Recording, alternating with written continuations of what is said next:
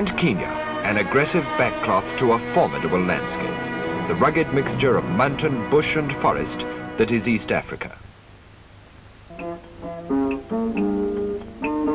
A contrast of ancient and modern, this is a land that the launderette hasn't reached. A land where the building problem can be solved in a variety of ways. A land where ancient customs and timeless skills are neighbors to the new. To 20th century cities of steel and concrete like Nairobi. A beautiful city, just 62 years old.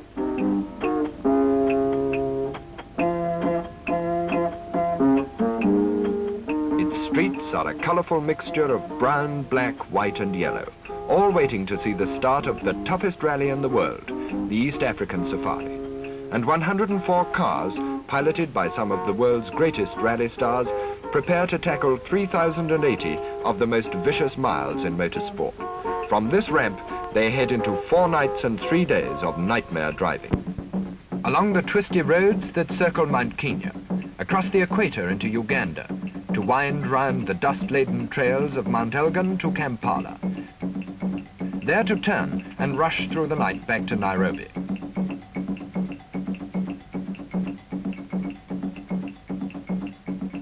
An afternoon's rest and they press southwards into Tanganyika, past the snow-capped heights of Kilimanjaro into the game country and the dreaded mud traps of Mbulu. Day breaks as the cars head towards Dodoma, Morogoro and on for a short rest at Dar es Salaam. North again, past the coconut palms that fringe the Indian Ocean, to Mombasa and the final dusty run into Nairobi. In all, more than 3,000 miles of road and track with almost indescribable surfaces to be accomplished at the incredible average speed of over 50 miles an hour.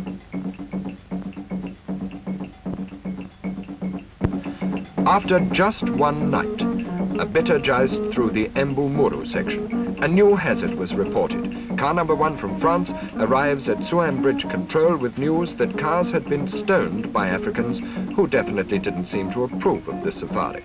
Theirs was one of the many that suffered shattered windscreens. Fortunately, none of the drivers was badly hurt.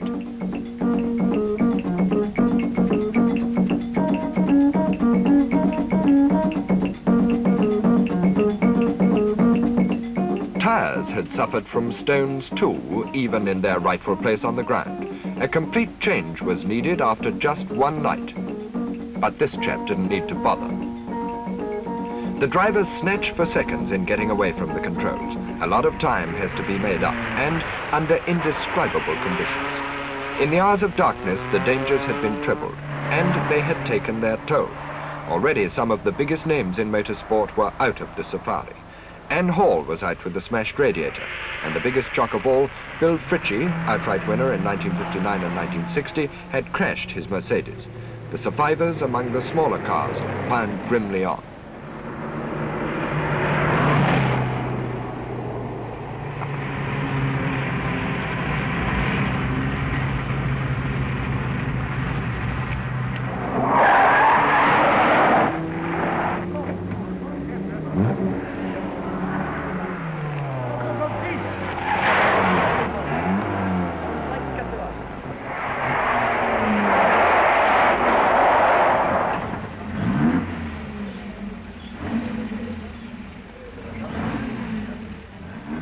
A control comes as a welcome break, and one of last year's class-winning Sunbeam Rapier crew, Batch and co-driver Malik, are glad to stretch their legs. After all, humans have to refuel too.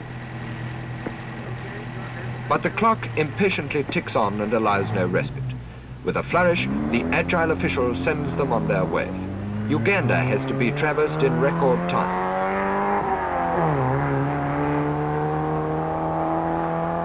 Well, nobody could say they hadn't been warned, though the word road proved to be a little optimistic.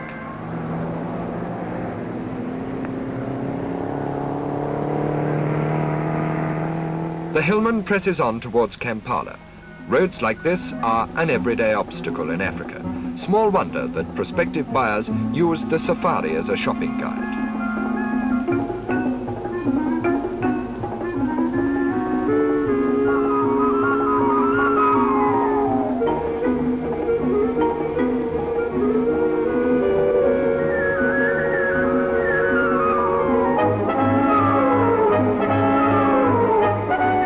This Hillman kicks up the dust, but no fuss. And there's certainly no time to stop for an interview, as the hopeful mic waver gets a dusty brush off. It's everywhere, red, sharp, choking dust. It stings the eyes and cakes the throat. It makes overtaking a spluttering, blinding, dangerous business.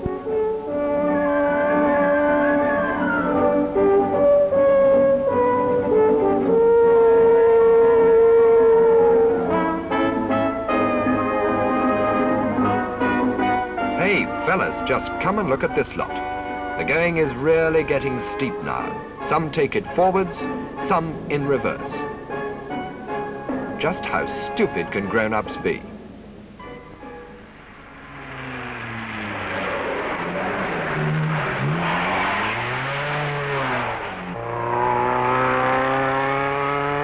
Greenley and Jennings and Parsons and Aird take things in their stride.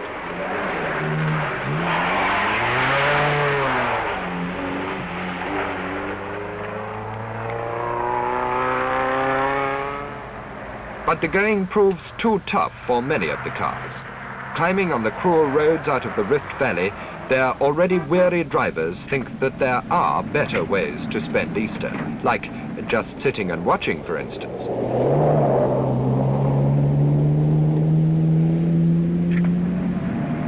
Some who don't want to watch have to. This is the unhappy Manusis, outright winner in 1961, out of this battle already with a hole in the sump of his Volkswagen. I wonder if that car needs some water.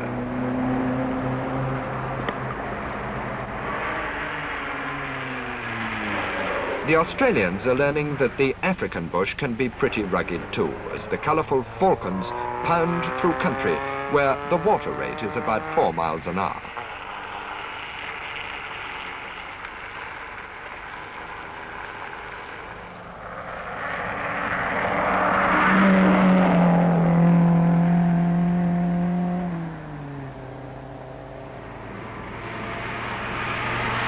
Parsons and Aird press on in fine style. It looks tough from the outside, and there's a long way to fall if you run out of road.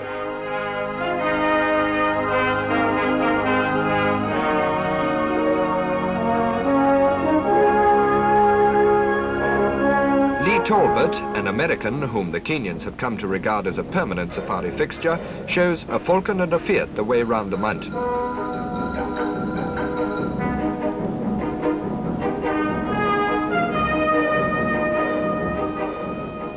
Whoops, it may be funny for some, but at least these boys know where they are.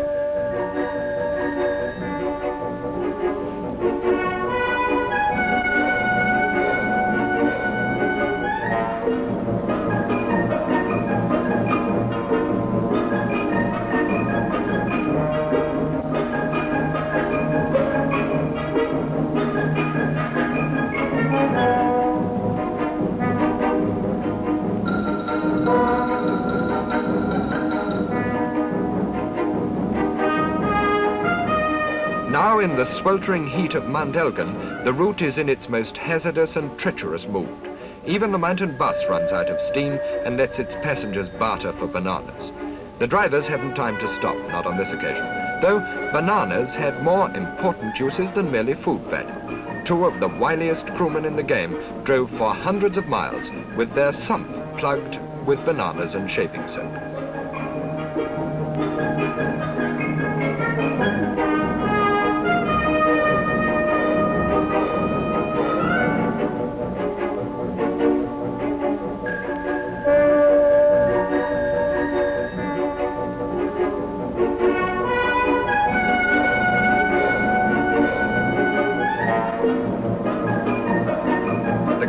Wind to the summit at last. The intrepid Bush and Alexander leaving a dust trail for the husband and wife team, the Temple Borums, to follow. They roar under Mount Elgin's famous landmark, the Old Man of the Mountain without a glance. Heading down the hill at last to spend Good Friday on the level. The valley brings good roads, and there would be a chance to make up some time if it wasn't for the rigidly imposed speed limit of Uganda. That boot lock is not an optional extra for African roads. It belongs to one of the most colourful pairs on the safari, Eric Jackson and Gregor Grant.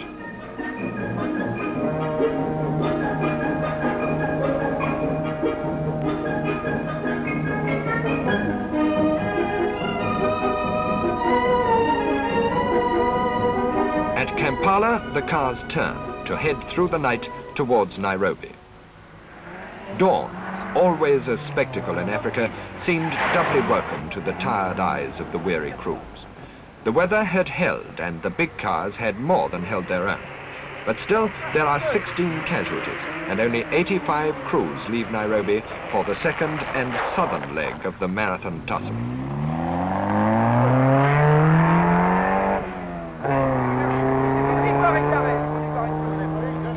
But now luck is running out for the big boys. The dust clouds change to storm clouds, and Tanganyika welcomes the cars into a sea of mud. Water, water everywhere, wreaking havoc through the night on the treacherous mud-coated Bulu Mountains.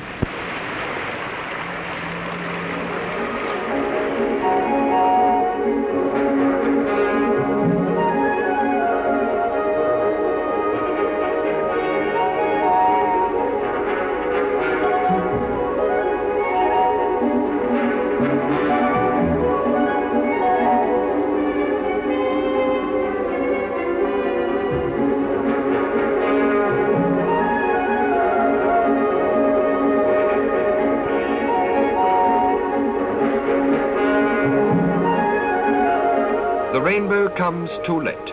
The big cars have already slithered helplessly, wallowing like hippos in clinging mud. Like this police lorry, an extra infuriating hazard to mud-bedeviled drivers. Once again, they have to get out and push. And remember, this is Easter, south of the equator.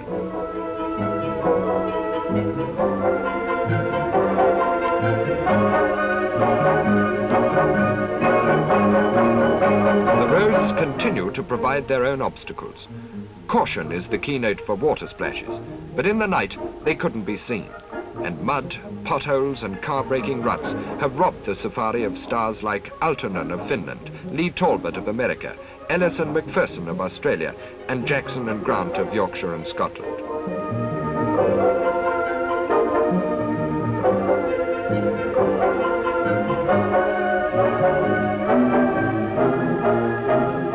The little cars press on hopefully.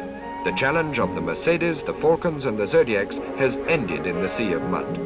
As in any rally anywhere in the world, some take the wrong turning, and no one offers to tell them.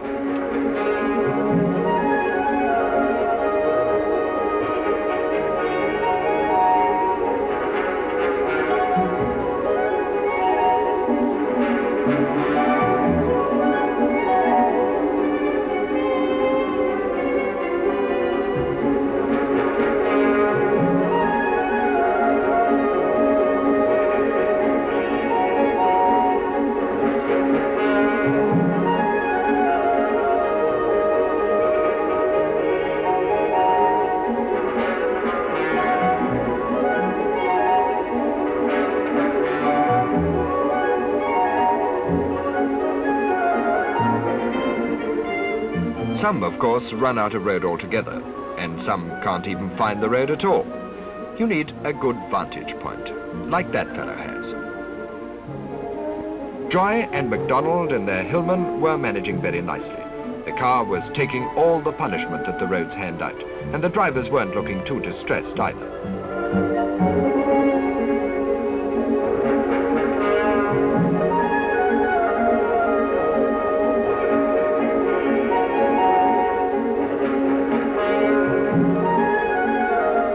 Tarmac comes as a welcome relief, and to make sure no one misses it, there is the arm of the law. Correction, 2 arms of the law. Now the drivers are really pressing on. The little cars have a real chance now.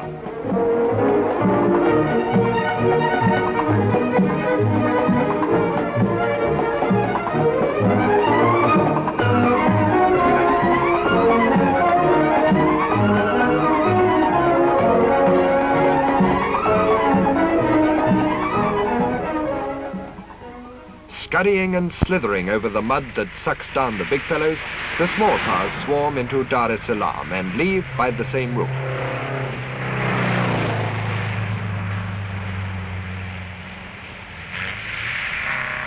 But nobody has time to buy any oil from this chap. 3 little cars led the way into Dar es Salaam, and only 65 of the 104 starters leave the steamy port to turn inland and crisscross their way through narrow trails to Mombasa. As they reapproach the Indian Ocean, Africa turns on its super spectacle. Sunset and dusk in a glow of colors. The drivers rush on regardless.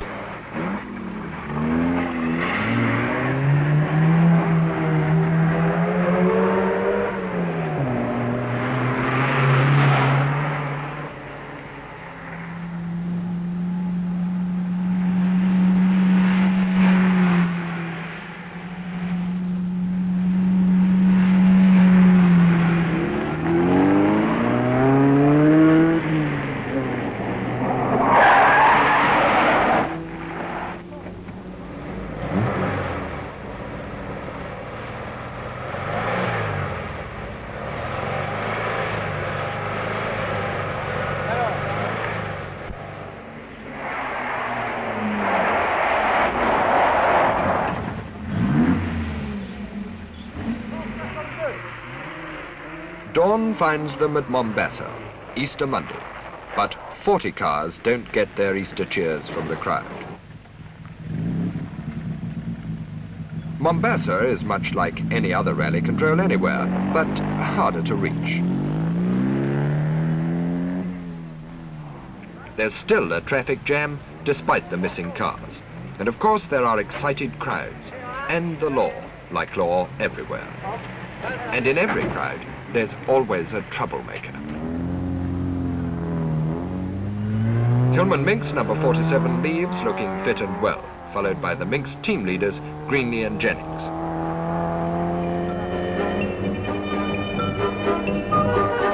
Now they were motoring in real earnest, a class victory in reach. It had to be grasped and decisively. The Indian Ocean is left behind, and the wave of mudded and dusty survivors roll on towards Nairobi.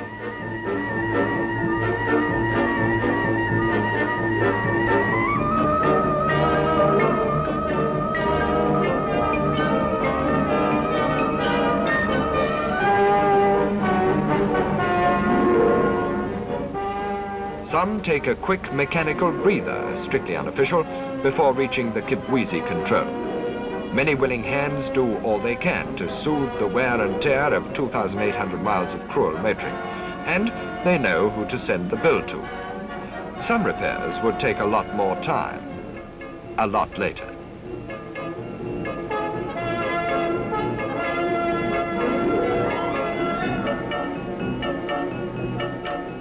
Now the last dash is on, past a fleeting flower show of convolvulus creeper.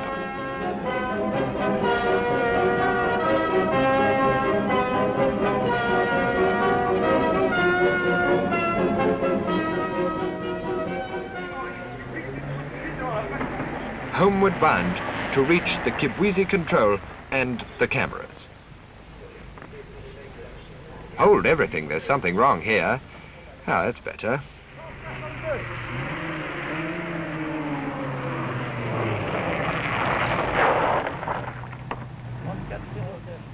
This Hillman Minx is very nearly home. There was even time to get the windscreen really clean for once.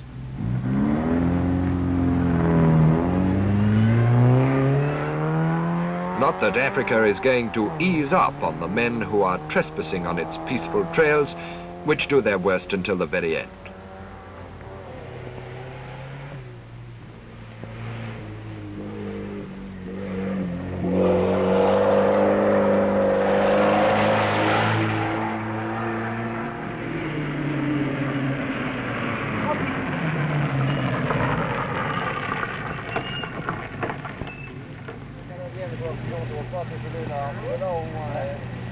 The remaining big cars start to arrive thanks to some magnificent driving by their crews, and the waitresses' costumes are as stimulating as the tea.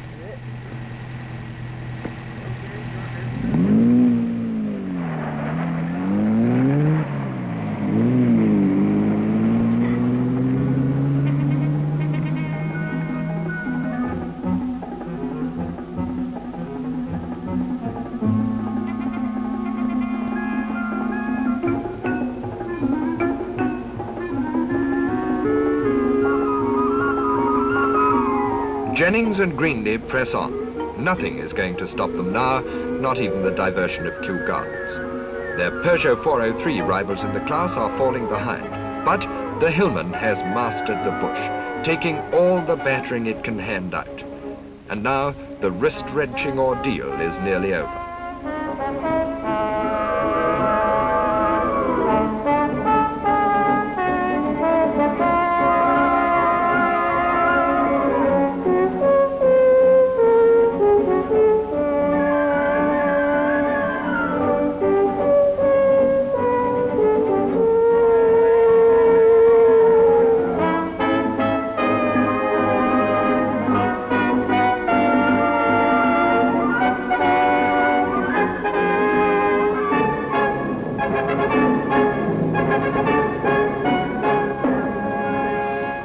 Crowds are waiting in Nairobi to welcome the 46 survivors.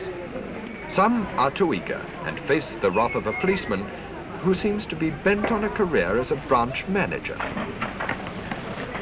Others see the finish through viewfinders as the weary crews come rolling home.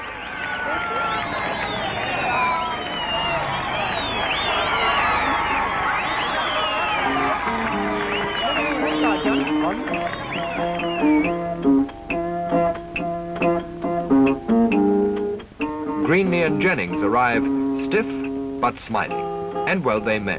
Their magnificent drive and the sturdy Hillman Minx gives them an outstanding class win.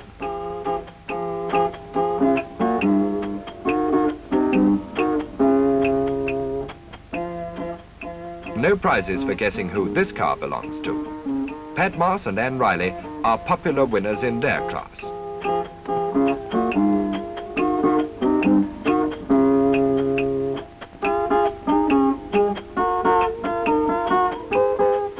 Parsons and Aird motor in unscathed to give Hillman the second class prize too. A terrific triumph for the sturdy British cars.